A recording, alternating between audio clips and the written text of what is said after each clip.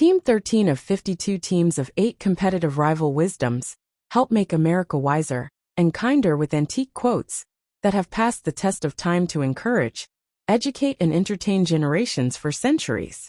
Team Quote 13.1. Ideas govern the world, or throw it into chaos. Auguste Comte 1798–1857. This insightful quote from Auguste Comte, the founder of positivism and sociology, recognizes the tremendous power that ideas have in shaping human society. As someone who developed entirely new ways of thinking about human social behavior and scientific knowledge, Comte understood firsthand how ideas could fundamentally reshape our understanding of the world. What makes this observation particularly powerful is its recognition that ideas are not neutral. They either create order or disorder. The use of govern suggests ideas can provide structure and direction to society, while chaos implies they can also unravel existing social fabric. It's a stark binary that emphasizes just how consequential ideas can be. The quote gains additional depth from Comte's position as a philosopher during a period of significant social and political upheaval in France. He witnessed how Enlightenment ideas had helped spark the French Revolution, demonstrating both the constructive and destructive potential of new ways of thinking. There's also an implicit warning here. If ideas have the power to either govern or create chaos, it suggests we have a responsibility to carefully consider which ideas we promote and how we implement them. It's not enough to simply have good ideas. They must be properly developed and applied to serve as effective governing principles. This insight remains remarkably relevant today, particularly in an era of rapid information spread and competing ideologies.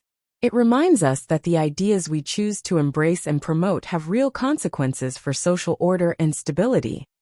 Team Quote 13.2. We forge the chains we wear in life. Charles Dickens 1812–1870. This profound quote from Charles Dickens captures how we often create our own limitations and constraints. As an author who wrote extensively about social conditions and human nature, Dickens understood how people could become trapped by their own choices, habits, and beliefs. What makes this observation particularly powerful is the use of forge, an active verb that implies conscious creation.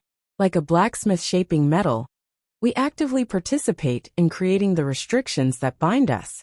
These chains might be habits, prejudices, fears, or self-imposed limitations that we gradually strengthen over time. There's a deep connection between this quote and themes that run throughout Dickens' work, particularly in characters like Ebenezer Scrooge, who forged chains of greed and isolation, or Miss Havisham, who imprisoned herself in her own grief and bitterness. Through these characters, Dickens illustrated how people can become architects of their own confinement. The metaphor of chains is especially fitting because it suggests both strength and constraint. Just as real chains are deliberately crafted link by link, our personal limitations often develop gradually through repeated choices and actions. The good news implicit in this metaphor is that if we forge these chains ourselves, we also have the power to break them. This insight remains deeply relevant today, reminding us to examine what constraints in our lives are externally imposed versus self-created. It challenges us to recognize our role in creating our own limitations, and by extension, our power to break free from them. Team Quote 13.3. A man who does not think for himself does not think at all. Oscar Wilde 1854–1900. This incisive quote from Oscar Wilde reflects his strong belief in intellectual independence and his disdain for conformity. As someone who often challenged Victorian social conventions and celebrated individualism, Wilde saw independent thought as essential to genuine intellectual life. What makes this observation particularly powerful is its absolutist stance. Wilde suggests that merely accepting and repeating others' thoughts isn't really thinking at all. It's a provocative claim that challenges us to examine whether we're truly engaging in independent thought or simply echoing received wisdom. The phrasing creates a striking paradox. Those who believe they're thinking by following others' thoughts are, by Wilde's definition, not actually thinking at all. This aligns with his larger critique of Victorian society's tendency toward conformity and conventional wisdom. There's also a deeper challenge embedded in this quote. True independent thinking is difficult. It requires questioning assumptions, challenging accepted wisdom, and risking social disapproval. Yet Wilde suggests this is the only kind of thinking that deserves the name. This message remains remarkably relevant today, particularly in an era of social media echo chambers and algorithmic content recommendations. It reminds us that genuine thinking requires active engagement and independent judgment, not just passive consumption of others' ideas. Team quote 13.4. Love is blind, friendship closes its eyes. Nietzsche 1844–1900. This quote from Friedrich Nietzsche demonstrates his sharp psychological insight through a subtle but meaningful distinction. As a philosopher who often explored human relationships and emotions, he captures a nuanced difference between love and friendship. What makes this observation particularly clever is how it distinguishes between involuntary blindness, love, and voluntary overlooking, friendship. Love, Nietzsche suggests, cannot see faults because it is inherently blind. It's not a choice but a condition.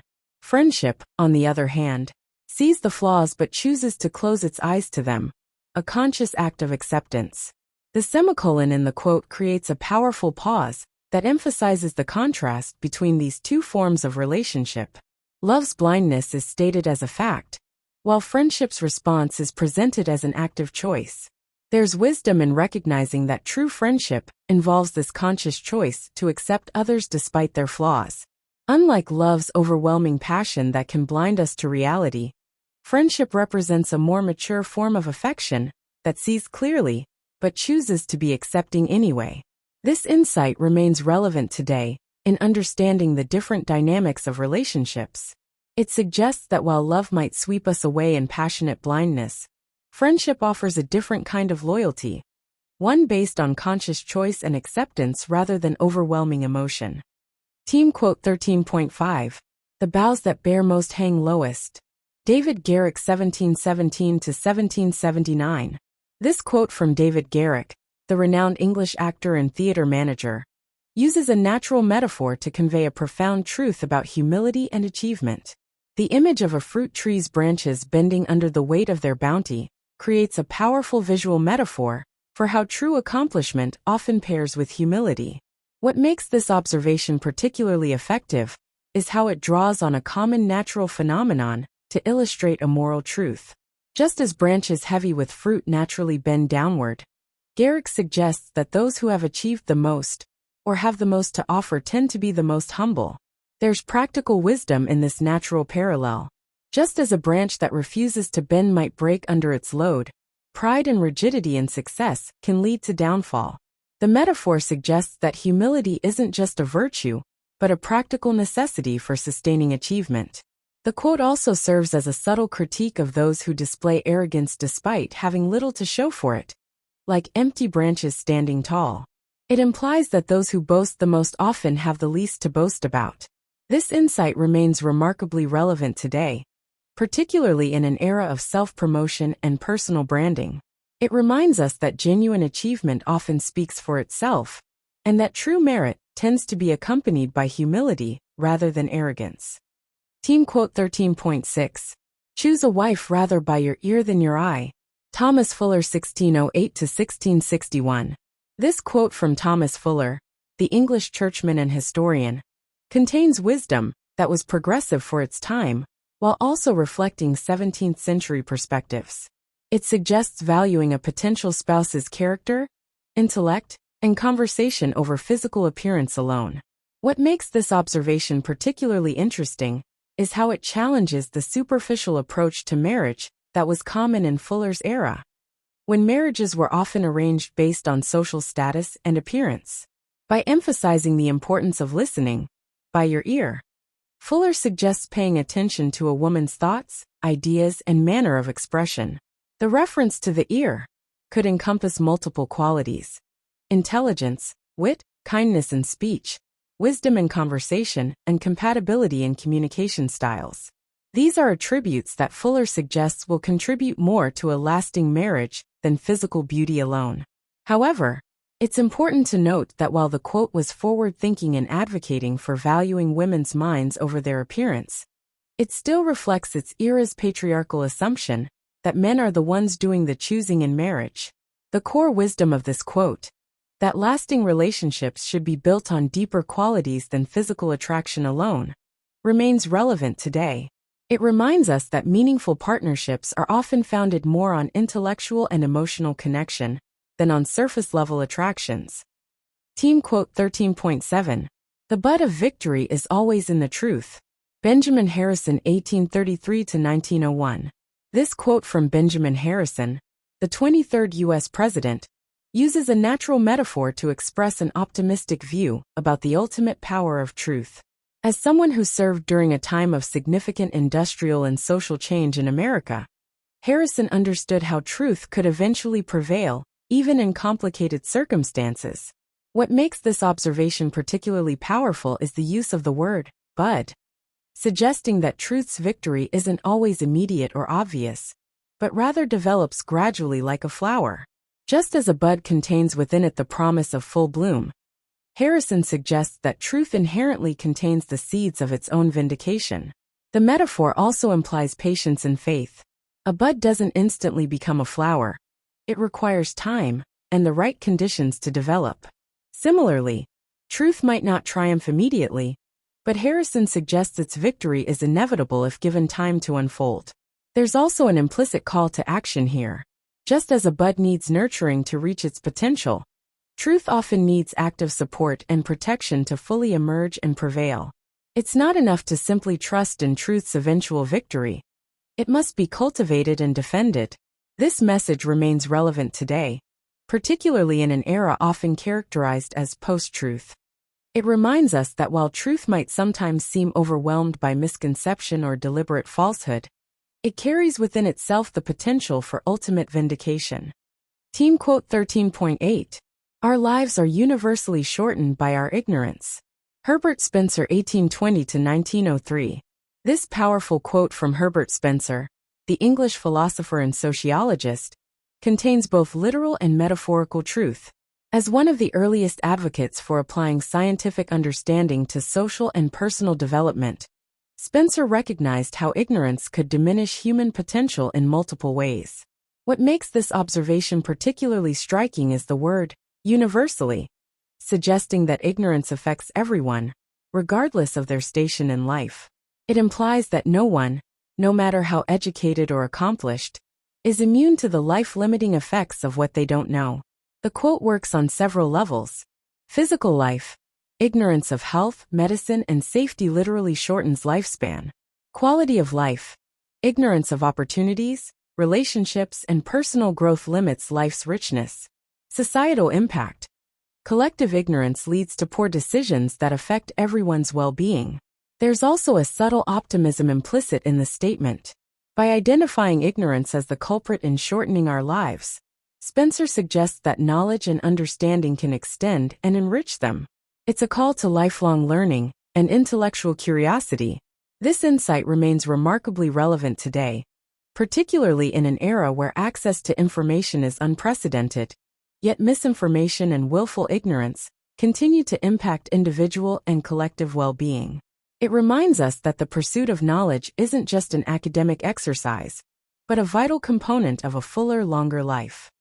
And if you'd like to help raise school test scores and self-confidence, you can give your kids free Easy Extra Advantage math, spelling, and reading workbooks you can download for free at stop2think.com or buy at educationstopshate.com. Free Easy Math Wisdom workbooks with octo-repetition to grow math self-confidence. You'll get plenty of repetitive practice of age ranges and averages of our 52 teams of 8 quote authors.